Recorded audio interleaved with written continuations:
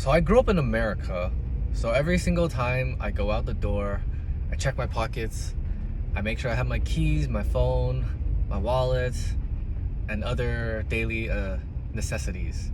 And then when I leave the house, I make sure I lock the doors, and I also lock the deadbolt. That's just what I'm used to. That's what I'm just like habit. I just do that because I live in America and gotta be safe, right?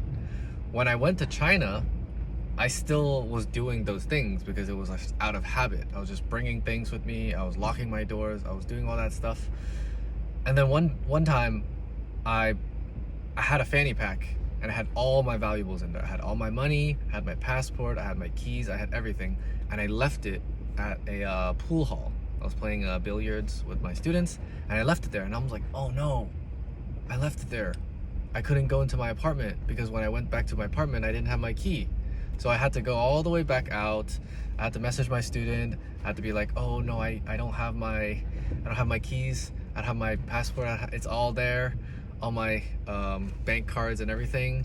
I'm like, uh-oh, like is it gonna be gone? Because I was worried because I lived in the States, and if it's gone, if you leave something there for like 5 minutes, it's probably gone. And kid you not, this has been like almost an hour and a half later. So we went back to the pool hall.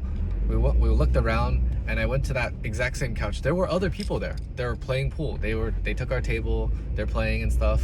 And then when I went back to that couch, my bag was there. Every single thing was there. No one took it. No one did anything. And that can say a lot about a society. The trust in the society and the trust in the people in that society, like really, really makes it like, oh, that's interesting. Like, because in the States, you're used to things being stolen. But when I was in China, it's like no one had a reason to take anything that wasn't theirs.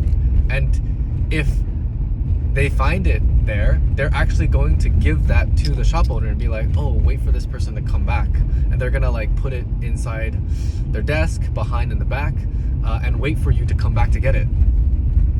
So the trust in people and the trust in the people in the society really, really shapes what normal is and what you think about where you want to live.